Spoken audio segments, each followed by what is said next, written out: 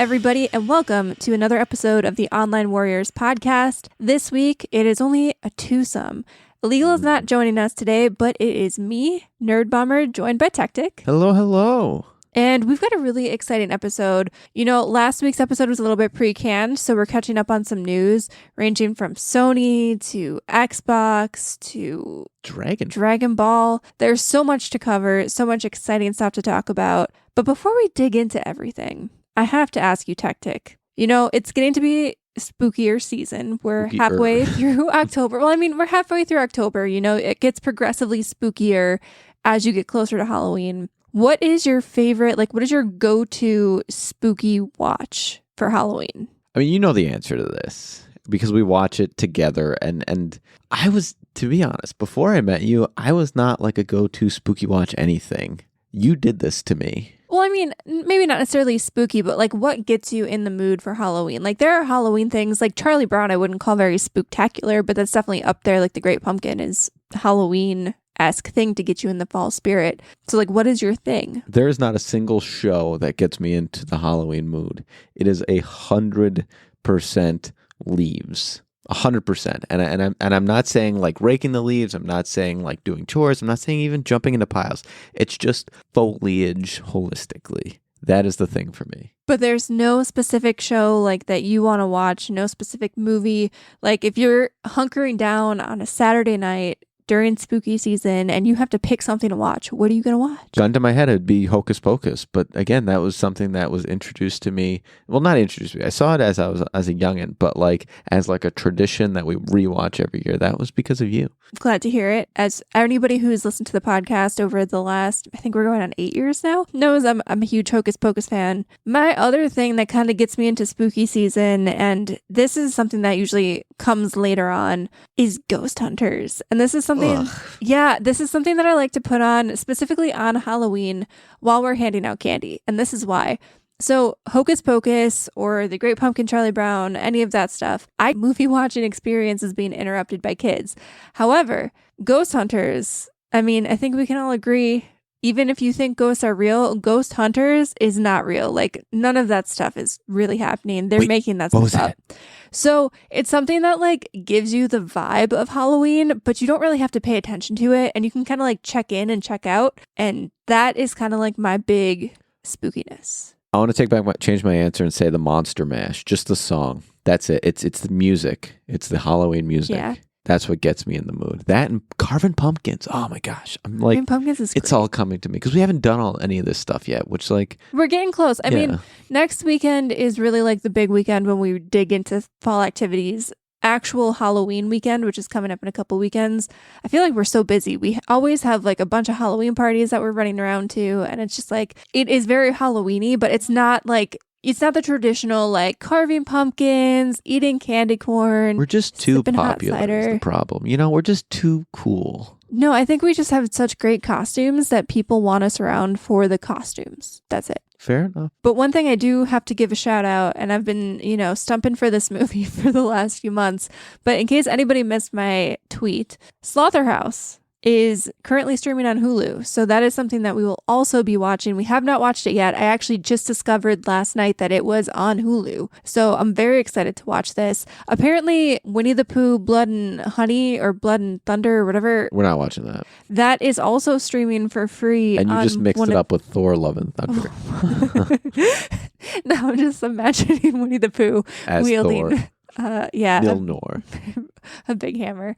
That's cool. Yeah, but that is also apparently streaming. That is something, I feel that one won't be good. I feel the reviews were terrible, but it's one of those things where I'm just curious because I don't know, I'm just kind of curious. It's a different take on Winnie the Pooh. I kind of wanted to see it when we initially saw the trailer, even though it looked kind of bad. Maybe it's something that we'll have some hard cider and get a little goofy. Maybe it'll have to be very hard cider. Very hard. So with that being said, we're going to ease out of our spooky mood and we're going to talk about something that's not so spooky. There is a new Dragon Ball series announced called Dragon Ball, and correct me if I'm wrong here, Daima, which will be coming out fall 2024. And this was actually announced at New York Comic Con. And, Tactic, I know you're the big Dragon Ball guy. I don't really have a whole lot of stake in the game here, but I do know that you do. So this is why this is kind of on our news docket. Give me the rundown. Like, what are you excited for? What is this about? So let us know. In order to get into this, I first want to read an open letter from Akira Toriyama. He says, I'm currently working on a new Dragon Ball. The title is Dragon Ball Daima. Daima is a made-up term which basically means evil-ish in English. And the story is, due to a conspiracy, Goku and his friends are turned small. In order to fix things, they'll need to head off into a new world. It's a grand adventure with intense action in an unknown, mysterious world. Since Goku has to make up for his petite size, he uses his power pole to fight, something that has not been seen in a long time. Okay, I'm going to stop there because that is awesome. We've gotten to this point. Are they like Rugratsing them? Is that No. We've gotten to this point in Dragon Ball Super where it's just level up, next level, Super Saiyan God, Super Saiyan, keeps going. And it's like, all right, I'm tired of it. I want like the intense fights, the like overcoming through like strategy and technique and things that we saw in the original Dragon Ball when he was a child, when he first met Bulma. And it's tough to go back to that because they've progressed so far in the storyline. And so this is kind of a neat, clever way for them to go back to the roots of Dragon Ball, of what made people love this show. And also, while doing this, keeping all of the lovable characters that we've been introduced to over the years, right?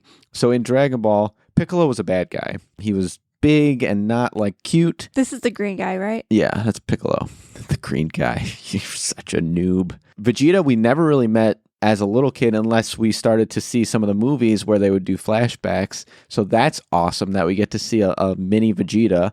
And then all of the other characters are just tiny sized, and it's fun. You get to see all of them as kids. You get to see Master Roshi young, and that's just so exciting to me. And then like I said, it goes back to the combat that we fell in love with. We're going to see the power pole. I really hope we get the Nimbus Cloud back. So if you don't know what the Nimbus Cloud is, before Goku can fly and teleport everywhere, he flew on a cloud. And there was all these little things that just kind of made it special and made it fun. And I think they're going to go back to that because in order to get big again, well, guess what? They're going to have to collect the Dragon Balls, summon Shenron, and make the wish. So it's going to be Goku, Bulma, now Vegeta's joining the crew, and they're going to be going on this adventure.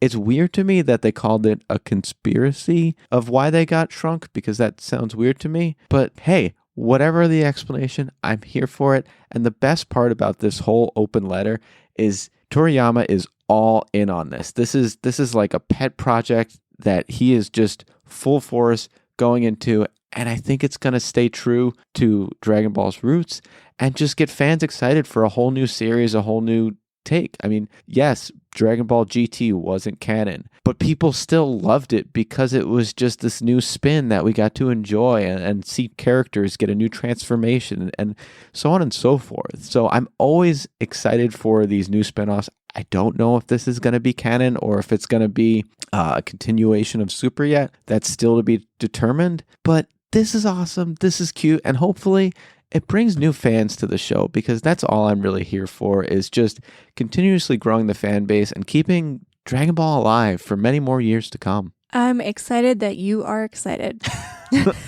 I just, this is just something, it's not even that I necessarily disliked it, but I never gave it a shot. Like, has there ever been anything that you thought about getting into and then you look at the backlog and how much you would have to catch up on and you're just like, wow, that is super overwhelming? Well, that's the beauty of like these non-canon series. You don't necessarily need background. You can just jump right in. But you still kind of feel like you don't have the background. Like, there are things that are going over your head that people who have watched the entire Dragon Ball archives would be getting, and you don't. It's not that. I mean, I've been watching it since, it's only like 15 years, maybe 20 years only of content. Like 20 years of like, content. You can watch it. And the other fun thing, too, if you're watching, you can watch it fast forwarded because technically, that's how it's like perceived. So, little fun fact for you non-Dragon Ball Z. There's the trope that, a single episode is like Goku charging up, right? Well, there's flashbacks sometimes of like when Trunks took out Frieza,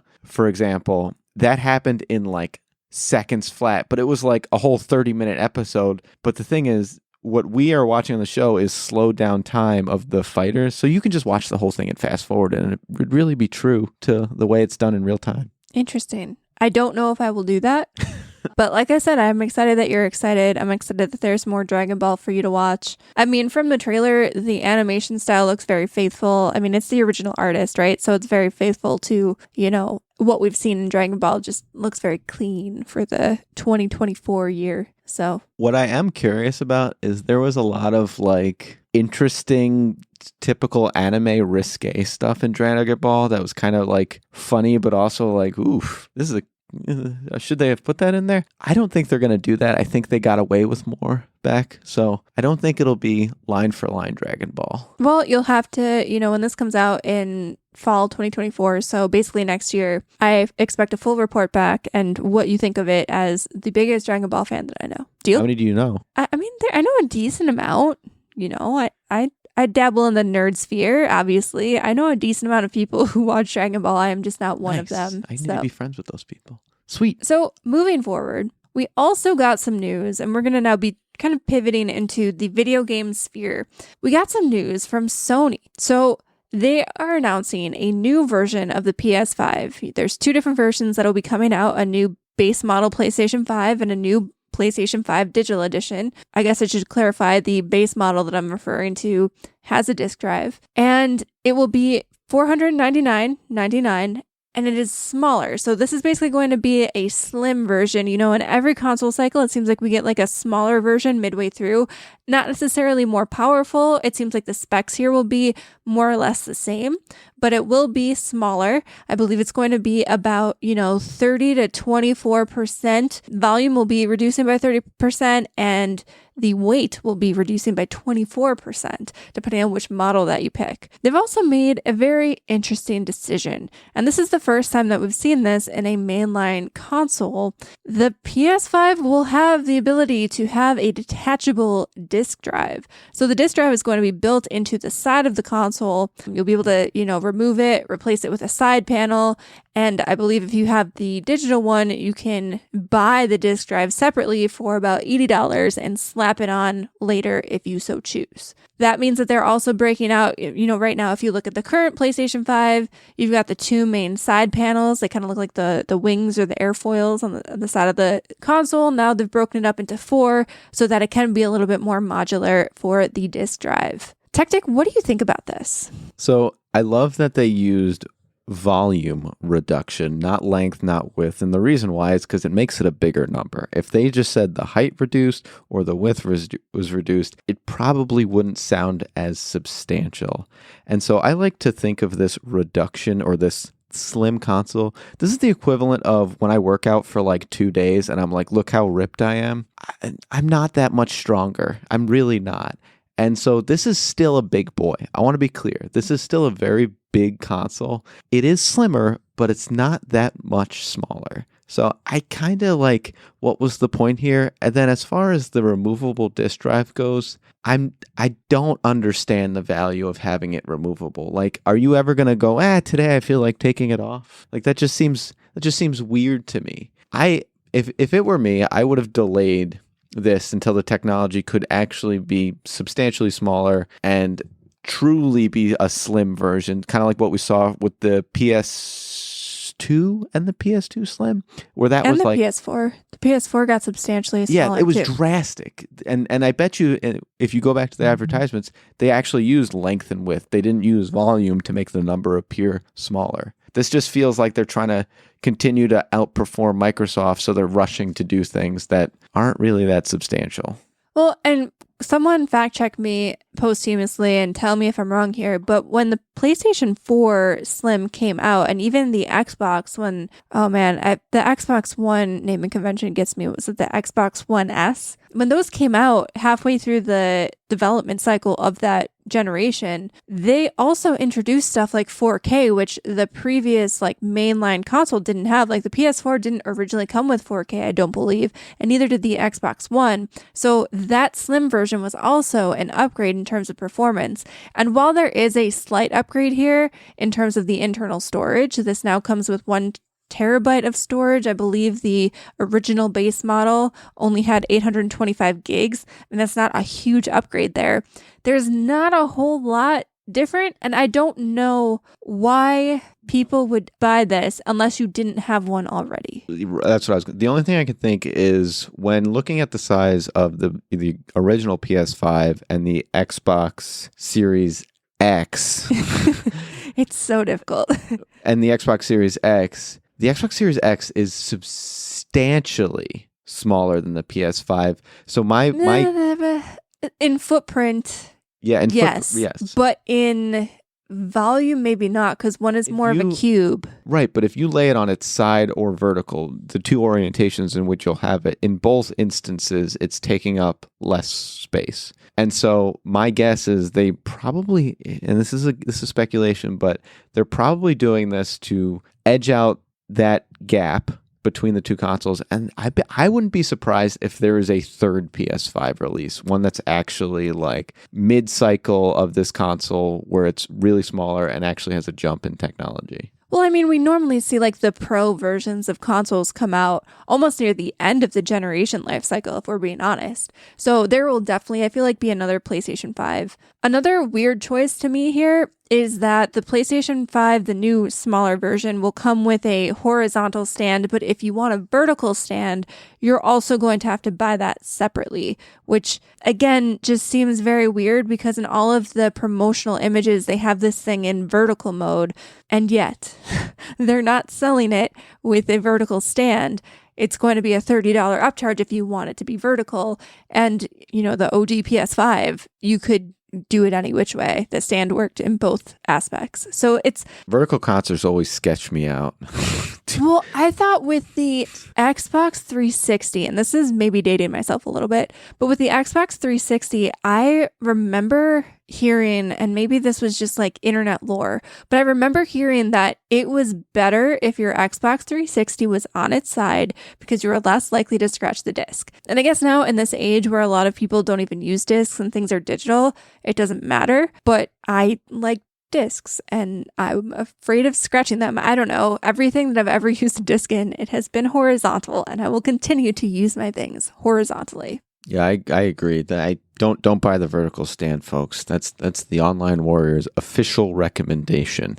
Don't do it. It's too unstable. It'll scare me. The other interesting thing too, and I mean, I know that most people now, and depending on how they like make it modular, will feel comfortable popping on a disk drive onto their PlayStation, but it just seems like a big jump and reach to assume that everyone would feel comfortable doing that. And I'm wondering, like, if the original PlayStation 5 is going to be phased out of existence and replaced with this version, which looking at just historical data, every time there's like a slim version of a console, the old version kind of gets phased off of retailer shelves. Like, I just wonder who is doing this. Like, if you buy the digital version of this console, it's $50 cheaper than if you buy it with the disc drive. But then if you eventually change your mind and want to put a disc drive on it, it's going to be $80. So now it's more expensive than if you just bought it with the disc drive in general. And it's so confusing. And do you want to know what I bet you it is? I bet you adding the component is costing them more money to have the two versions than to have one with the modularity, and then you're just clicking on and off a shell. It's probably cheaper for them to manufacture, basically having the access port to take on and off the disk drive on both versions. So then they're just selling it as a feature. Yeah, that's 100% what it is. Because to have a version with and without functional hardware features is going to be more expensive, right? You're playing the cost versus quantity game, and you're splitting your quantity in half based on sales. So this is, do not think of it as them, oh, we're adding stuff for you. No, they're just making it cheaper to make. The other interesting thing too, so there's also been news lately that Best Buy is going to start pivoting away from selling physical media. And I'm not even just talking about video games, but, you know, DVDs, music CDs, all that kind of jazz. And there's rumors that Walmart will be, you know, looking to downsize their physical media sales as well. Is this an omen of things to come? Like the disc drive being this optional thing? Is this an omen like in the future? Are we not even going to really Like, will no base model come with a disk drive? And then if you want to play physical media, you'll have to buy the disk drive later. Like, is that going to be in our future? Because if so, I hate that. I hate that too. We're moving to a world where no one owns anything ever. And that's a let's get drinks, folks, and really go down that rabbit hole. But I truly believe that is where the future of gaming is. Discs are going to be a thing of the past. I mean, let's talk about all of your vinyl albums. That's fair. I mean, it's true. It is really nice for a practicality standpoint, not having a bunch of physical media if you don't have the space and the storage for it. Like all of the music that I listen to specifically, because I feel like I'm constantly listening to music. I mean, I play video games all the time too, but like music I'm listening to on my commute. I'm listening to when I'm jamming out. I'm listening to if I'm working out, which hasn't been in a while, but maybe soon. Like I'm constantly listening to music, and I listen to so many artists that if I was invested in physical media, if I had CDs or albums for every artist that I listen to, I would not have the space. Like I would be drowning in vinyls. Like it would be crazy. So I get the appeal of digital media, and especially I think the big difference for me, so like PC kind of phased away from physical media a long time ago, and Steam really took over as, you know, the main storefront, the main launcher, the main way you organize your digital games. But there are options and alternatives. And when you're locked into a specific console, like your PlayStation or your Xbox, you really only have that one marketplace. So you're not as easily going to find sales. You're not going to be able to even like trade. Like with Steam, you can gift someone your game. Like you can be like, I'm done with this. Here is the key. You have fun. Like here it is. You can't really do that with Xbox and PlayStation. There are no alternatives. You don't have GOG. You can't go looking at, you know, Humble Bundles or anything like that. It's not quite the same marketplace as a PC. So it just makes me super uneasy to not have the ability to buy physical games, because I will say, like, outside of Game Pass and like those type of services, physical media is one of the cheaper ways that you can play video games. And it is one of the ways that video games are more widely accessible, because you can get them on sale, you can get them used. And if we go away with physical games on console specifically, I think it will be a very sad day. Yeah, I want to give games to my friends. End of story. Yeah. All of you console companies, just follow Steam's way. If you're going to get away from disc, follow that path, because it's absolute. PC gaming is and always will be the trailblazer for what capabilities our consoles have, what games are played, and how to play them with friends still. So follow that route. It's my PSA. So before we jump into our final topic for the day, we do have another PSA. We would like to shout out our fantastic Patreon producer, Mr. Steven Keller. He has been supporting us at the night level on our Patreon for quite a while now. And as one of his perks, he gets to come on the show. His time is coming up soon, and we're super excited to have him back on. I'm sure you'll be hearing that episode in the very near future. On top of that, he also gets access to our monthly secret segment and monthly vlog, on top of, making big decisions in what quiz games we play every week. Unfortunately, because it's a 2-person show this week, we don't have a quiz for you, but that will be returning next week. So be prepared. If you are not prepared to be as cool as Steven, because I gotta be honest, he's a pretty cool guy. I get that not everybody is ready to take that step yet. We do have other tiers at our Patreon, which is patreon.com/onlinewarriorspodcast. You can be a page or a squire. Those have different levels of what kind of rewards you get. Everybody gets access to our monthly secret segment, but some people get access to the vlog. Some people get access to the quiz voting. It's up to you. Check it out. We very much appreciate Steven's support. We very much appreciate the support of our other Patreon subscribers. They help us keep the lights on here at Online Warriors Central. They've kept us in business for 8 years. But I guess our business is talking to you guys and filling your ear holes, and we really appreciate it. We could not do it without them. So big applause, hands up, thumbs up for Steven and the other Patreon subscribers. And now we will take a short little break and come back to you soon. Welcome aboard Too Vague Airlines. We're cruising here at 40,000 feet. That might be too many feet, but what do I know? I'm not really an airplane. I'm a podcaster. Actually, I'm a co-podcaster. I'm the co-host of several episodes of the Too Vague podcast. If you haven't heard it, you're missing out. Check out the Too Vague podcast. Any place podcasts do whatever they do. Ladies and gentlemen, the captain has turned off the fasten seatbelt sign. For your continued safety, Too Vague Airlines requires that you keep your seatbelt fastened at all times while seated. But while you're seated, you can tune into the Too Vague podcast, TWOVAGUE, on your favorite podcast services and enjoy the flight.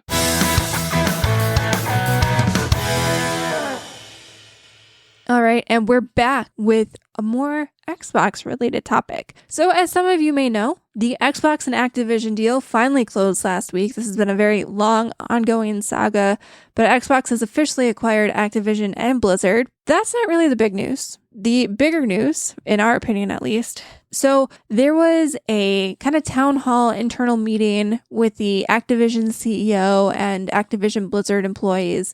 And one of the main headlines that kind of came out of that was the potential revival of Guitar Hero. Called it. We called it, guys. The Online Warriors called this. We did talk about this a few weeks ago, I think. It was fairly recently. They heard us. They listened to our episode, guys, and they're like, you know what? That's a good freaking idea. And now that, the Microsoft deal has cleared, I would really love to see this. I imagine, so one of the things that I think eventually killed Guitar Hero Rock Band was kind of like DLC. So DLC was great in that it kept the game alive. You could buy more songs and whatnot. But eventually, I don't know, there was just a lot of stuff to buy and you could only listen to that music in Guitar Hero and Rock Band. And I get why you had to pay for it. But I mean, people who wanted to continue building their library, they were shelling out continually. And so I think that just paired with the, overall popularity of that sort of rhythm gaming kind of phased out of existence. And with Microsoft potentially reviving Guitar Hero, putting this on Game Pass and having this wide library of songs for people to play on Game Pass, I feel like it could be a new revolution for rhythm gaming. So one of the things that has kind of kept me curious on when they were going to make their next move was the fact that PlayStation has had the PSVR over and over and over and over, and Xbox has not been responsive at all. The revival of Guitar Hero, I think, is an interesting step in them potentially making that move into either virtual reality or augmented reality. And the reason why I think that and why I'm bringing this up is we've seen games on the MetaQuest and things like that where they overlay a piano and there's the key strokes, streaming up into your view. And I don't think they can just introduce the guitars again without doing something additional. And so is the introduction going to be Guitar Hero, or are they going to do more of a holistic band experience where you have, you have the regular guitar stick or whatever, but there's also, hey, there's Tito on the keys. Give me a riff, Tito. And you can have that. And now I can foresee, okay, this is how Microsoft's going to do it. And PlayStation is basically shoehorned out of that market because Microsoft owns Guitar Hero. They can't do it unless they were to do some other completely tangential thing. So I think this is an exciting time for them to leverage this Guitar Hero IP to jump into that market. Again, this is my speculation. I think it's a good opportunity to use that, but it's just what I'm guessing. And we've been right before with them bringing Guitar Hero back. So let's go say we're batting 1,000. I will say, I think if they do bring back Guitar Hero, they can't do what Guitar Hero Live tried to do. And I know we talked about this a little bit before, a few weeks ago, whenever we talked about Guitar Hero last. But I bought into Guitar Hero Live. I was super excited for the return of Guitar Hero. I missed it. I thought that it would be a fun party game to buy. And we ended up getting them, I think, at BJ's or Costco or something. Super cheap. We got a 2-guitar set and the game. And they just made it so hard. And I get that they were trying to make it very realistic. They had 2 rows of buttons. So instead of having, That's terrible. If you remember the old school Guitar Hero and even Rock Band guitars, I think it was 5 buttons in a row, all lined up. Easy to press. Yeah, they weren't stacked. Whereas the Guitar Hero Live controller had stacked buttons, and it was very difficult. It was touchy. When you're trying to just go fast and keep up, you're hitting wrong buttons, and it's just they had the right formula with the guitar controller initially, and they shouldn't have diverted on that. And I get they wanted to go for a quote unquote more realistic guitar learning experience, but if people wanted to have that experience, Rocksmith already existed to give people the real experience because you literally used a real guitar as your controller and it taught you how to play guitar. So if people wanted a more lifelike experience, they could just buy Rocksmith. People loved Guitar Hero for the arcade and competitive nature. People didn't necessarily want to learn how to play the guitar. They wanted that, almost like when you're playing air guitar, they wanted the air guitar feeling. They wanted that, hey, I can just pick this thing up. I don't really have to learn it and I can feel like a rock star. And that is not what Guitar Hero Live delivered. And that's why the key technological advancement is not, changing the buttons, not changing the experience, but adding features to the guitar controller itself so that it becomes this immersive thing. Throw in a bunch of accelerometers so that when you're really hitting it and you hold that guitar full vertical, it's reflected in the game. You're going, the whammy bar was a fantastic addition. Pull on that thread. See what else you can do with those kind of features. And as I said, make it immersive. I think augmented reality is probably the best approach with this.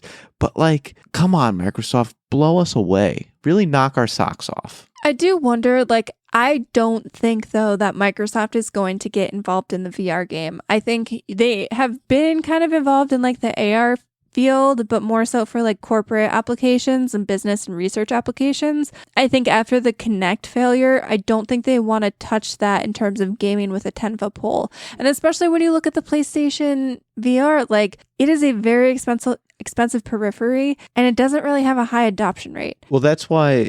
So the Nintendo Switch with the Joy-Cons are a fantastic example on how to do an immersive experience with the controller and all the sensors in it without having, the Kinect camera and all that other clunky hardware. You can leverage sensors on a single controller without having all this other peripheral nonsense. I would love, obviously this is not a guitar, but I would love Microsoft to explore things maybe like Trombone Party, bring that.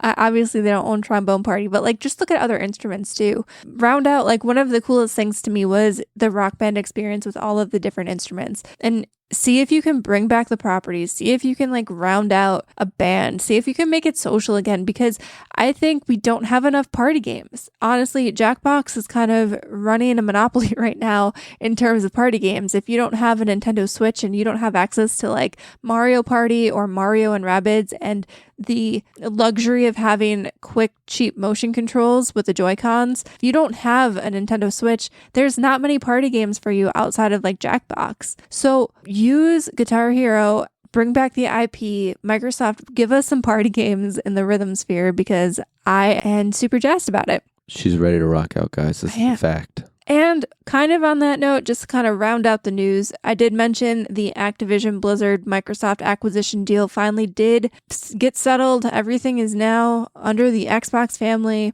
And, Techtic, I know this is kind of putting you on the spot here a little bit, but of all of the Activision properties, and Activision and Blizzard, they have a lot of properties, but what are you most excited for Microsoft to potentially revive? Activision owns things like Call of Duty, Crash Bandicoot, Tony Hawk, Spyro, King's Quest, Prototype, which was a game that you loved. Your Guitar Hero, DJ Hero, Gun, Hexen, Pitfall, Base Quest, Time Shift. Time Shift's the answer. Time Shift, even when it came out, was the most underrated game ever, because it, in a world where it was all online multiplayer, this game had lackluster online multiplayer, but the story was chef's kiss, mint.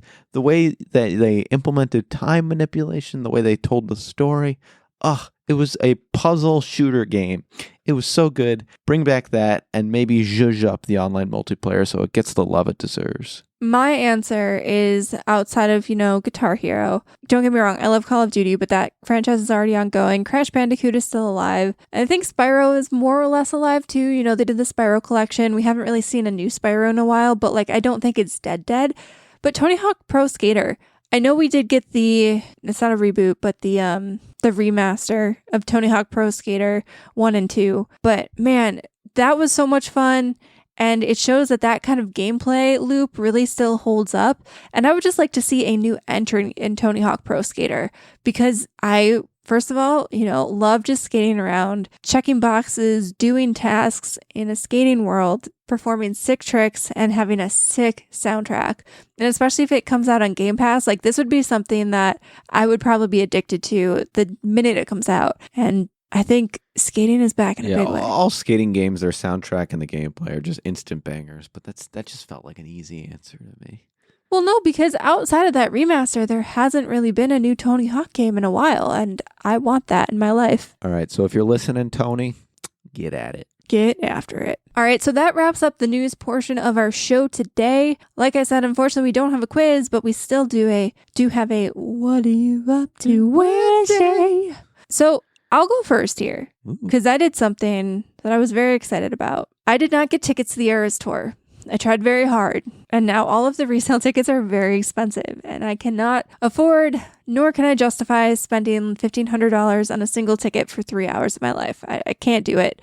I want to do it, but I can't do it. So I did the next best thing, and I went to the Eras Tour movie, and Techtic was gracious enough to come with me and a friend, and we went to a drive-in movie theater that had this played on a big screen. So it was basically like a giant tailgate party concert experience. It was a little nippy. We are in, the tri-state area, East Coast. Definitely not a warm experience, but we were all bundled up. We had popcorn, we brought dinner, we had some nice little drinks, and we rocked out, popped out, had a bunch of, fun moments to the Eras Tour, and it was really, really, really, really, really well done. It did make me super jealous. Like, it made me want to go to the concert again. I did look up tickets shortly after we got home, and they're still very expensive. So I probably will not be going to the Eras Tour, but I will say, like, this experience was probably a next best thing. There were some songs that were cut that I know are on the set list, because if anybody else is like me, you're a psycho who probably watched a bunch of live streams on TikTok throughout the entirety of the Eras Tour so far. So there were some songs that were missing, but I think the cinematography and everything that they did in this movie made you feel as close as you could get to being at the concert without being there. And I'm sure that there were probably some aspects in which it was better, because you did get to see like the little details. Especially there were a lot of like just little dancing details that you probably wouldn't notice if you're up sitting in the nosebleeds in the 500s in an arena, that we got to see up close, which was super cool. And like the whole Tolerate It table acting scene, I feel like there's a lot of nuance in the acting that you would not see if you were, like I said, up in the nosebleeds. So that was really cool. And feel like this will probably hit streaming eventually at some point. Most of the old Taylor Swift concert documentaries have hit streaming at some point. I kind of can't wait to watch it again sometime. So I am not a Swiftie. Nerdbomber is a Swiftie. I am the husband of a Swiftie, but let me tell you, I'm a believer. I went to this, and I am so glad that they were making their Snapchats when I was not talking, because my whole image would just be blown up. One, men, if you're afraid to admit you're a Swiftie, don't be that way. Two, easy on the eyes. She is gorgeous. Three, if you do go to this, wear your wedding ring. I was getting compliments all over the place, so like just let them know you're taken. And four, she is just so talented. There were songs I didn't know, and I was like, this is such a good song. It's hitting me right here. It was just, like I said, I am converted. I'm with it. I literally instantly like added several songs to my like go-to playlist, because they just, oh my goodness gracious, it was so good. It was so good. Well, I think, and Techtic, correct me if I'm wrong, but like you kind of know that Taylor Swift did the transition from country music to pop, but I don't think you realize the range with which she sings. Like she basically covers almost every genre, like especially recently she's gotten into like folk, and I just don't think that people realize until you sit down and you watch almost a 3-hour concert or movie and it goes through her entire discography. I don't think you realize how much range she has. And I want to be clear. I wasn't ignorant to Taylor Swift prior to this. I knew a lot of her like mainstream songs, but like there are ones that I never heard before that just took me away. Like, just go check this out. You'll be a believer. Trust me. Just no notes. It was great.